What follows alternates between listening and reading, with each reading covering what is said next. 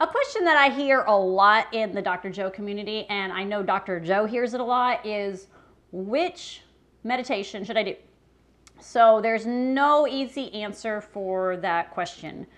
It depends a little bit on what you're working on, but at the same time, it doesn't. So, I know when I first started the work in the progressive, and he was like, oh, I've had people heal themselves during this meditation. So I'm like, oh, cool, I'll heal myself. And I don't. So the one that hit me was walking meditation number 6. So it was my first event.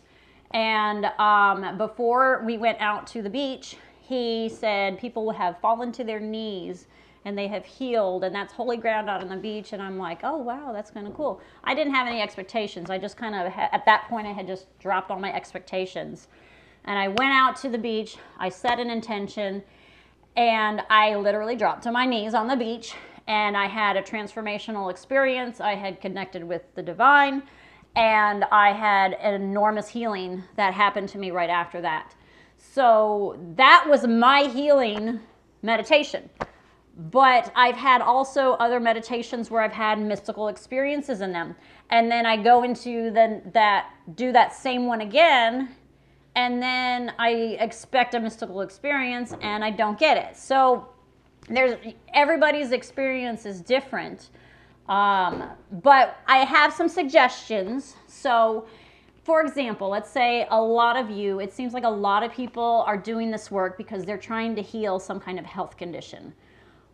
So I would suggest what I do a blessing of the energy center about every other day, because I find that those will help if you have anything misaligned. I mean, I've heard him talk about it where, let's say that you have your liver is not working and then your third center is out of alignment or whatever, and you do a blessing of the energy center and somehow that third one just becomes aligned or whatever, and all of a sudden the liver problem's gone.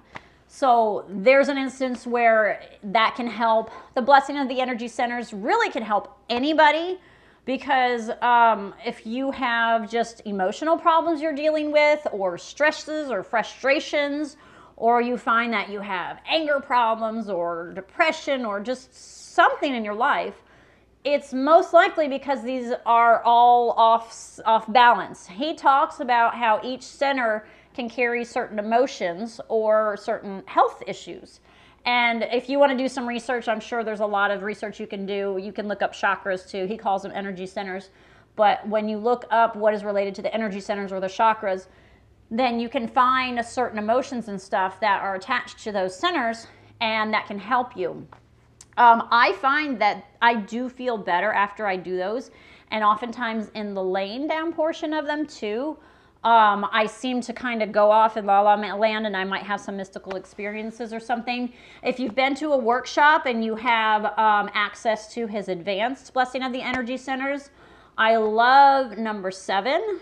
I think that's a lie down one. I've had several mystical experiences with that one. The body electric, that one is amazing, and you can just feel the energy going through your body. Those, like I said, I do those almost every other day because it just seems to help balance me. And the ones that have the breath really seem to help waken up my head. I've noticed when I'm not doing the breath a lot during the week, I don't get in my meditations quite as deep. So it's like something about this 6 and 7 up here that really seem to trigger getting you into like theta or gamma or something like that. So another one I suggest that I do a lot is empowering the power within. That's in the health section, is on his website, and that focuses on the 3rd energy center. And I'm not exactly sure the reason. I think he says why, but I can't really call right now why he focuses on that. But that one just really seems to, I think he has you like feel it in your cells, waking up your cells. Oh, it wakes up, that's right, it wakes up your immune system. He wants you to feel it in your immune system. And so I think it boosts my immune system, and I feel good after that one. Also, synchronizing your energy to health. He has an advanced version of that if you've been to a retreat, but they're both very good. But that one's really good because he has you focus on drawing the energy of health to you and just imagining yourself healed. and what is it called? A opportunity. I have trouble with that, imagining like an opportunity, because you can't see the opportunity, but you just sense the energy of the opportunity. I just did that one this morning, having that come to you. Another one that I just actually recently started doing is I read Breaking the Habit of Being Yourself, and I have had some transformational things happen to me doing the Breaking the Habit of Being Yourself. Now I'm not 100% healed, but I got like after my first event, I would say I had about 60% healing. I think there's emotions and things inside of me that are still stuck, and maybe that's, a lot of times that's what happens, is you're stuck on something from the past, or an emotion, or loving yourself, or something like that. And the Breaking the Habit of Being Yourself is really good. If you haven't read the book, I really suggest reading it, but you can still do the meditation without reading the book. He gives you an introduction, and then there's a part in his book where it shows different emotions on a list and how you feel when you feel that emotion. So for example, let's say you have an anger problem. So you're like angry, and then what do you feel when you feel that? And you feel like stressed or tense or something. So you can do that same emotion several times, or just one time. I've just done one time, and then the next week I'll do another one, and next week I'll do another one. I've only done it 3 times, but every time I've done it, I actually, later in that day, I get really, really, really, really tired. I like that meditation because it's kind of like a basic meditation, but I think we all need to go back to basics. He steps you through it step by step by step. And I think it doesn't give you time to like let your mind wander a lot, and you're really there with him, and you're really thinking through it. And I really get into that one. And he has you think about the emotion, and he has you let it go, basically. Changing boxes is another good one. If you want to, this could be for really anyone, but if you have a health issue, you can imagine like the problem. He talks about the problem, and you put it in a box, and you imagine that problem is like in a box and it doesn't exist. So if you have all these health issues, just imagine you with the health issues in that box and put it away. If you're dealing with somebody at work, put them in that box, close it up. And I did that at my first event, and the problem that I put into the box, the next day, the problem was gone.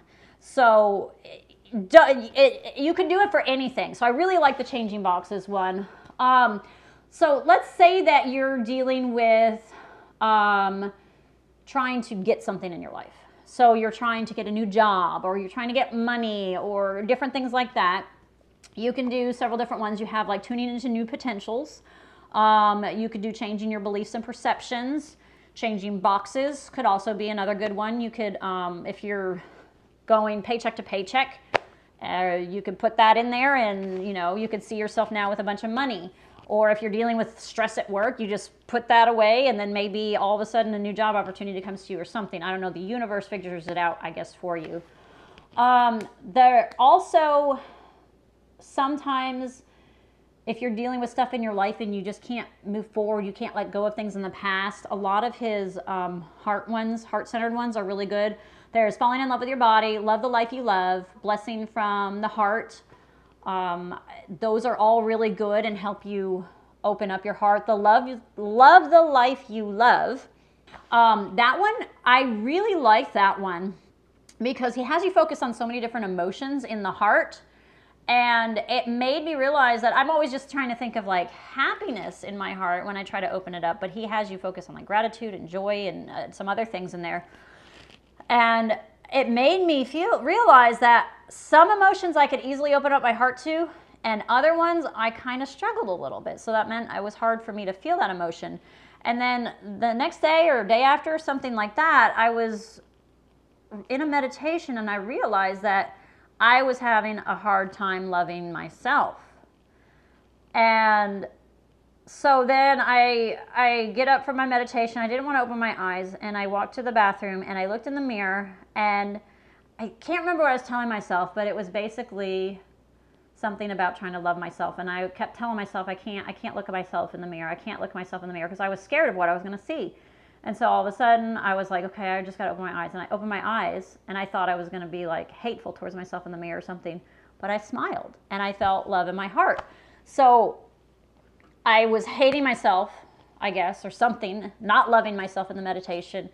And then I was realizing that I could love myself more. So that was kind of breakthrough. Like I said, each meditation can be different for everybody. So there really isn't one for specific things. Another one I really like is the Alchemist. That's just a good all-around one. Any of the walking meditation ones are incredible. I just, anytime I do a walking meditation, they are so great. They're so wonderful. If you've never done one before, you really need to do one. And even going back to the very basic first one is just incredible.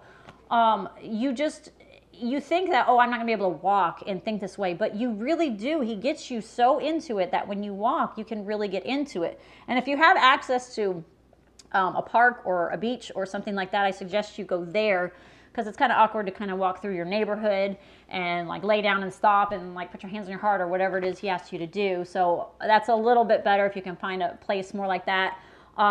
Maybe if you have somebody you can do it with, or if there's a group in the area that you can get together with, do that.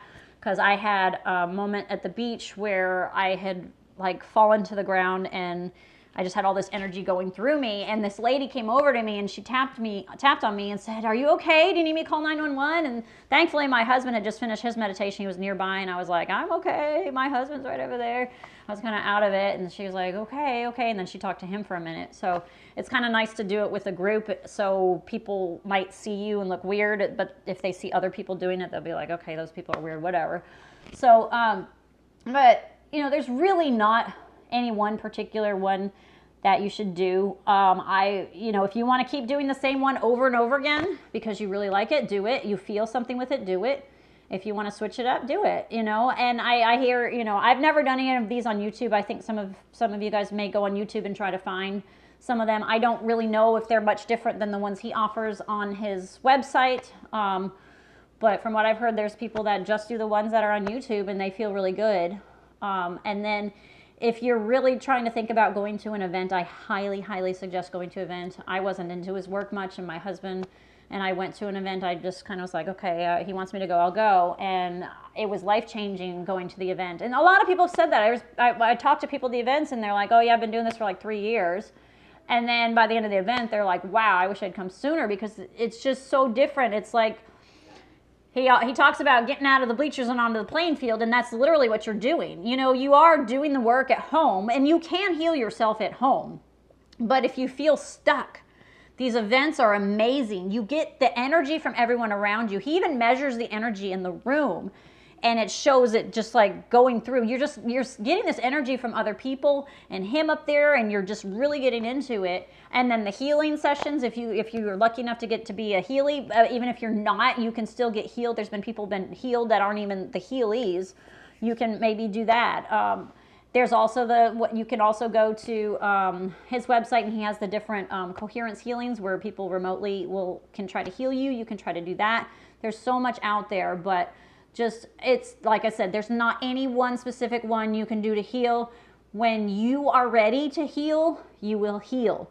When you are ready to manifest that, you will manifest that. And it's just you just believing, surrendering, losing your doubt, whatever it is you're holding on to. But it's an experience in itself of letting go and learning about yourself. And once you are ready and the universe feels you are ready, then all of it will come to you. So good luck.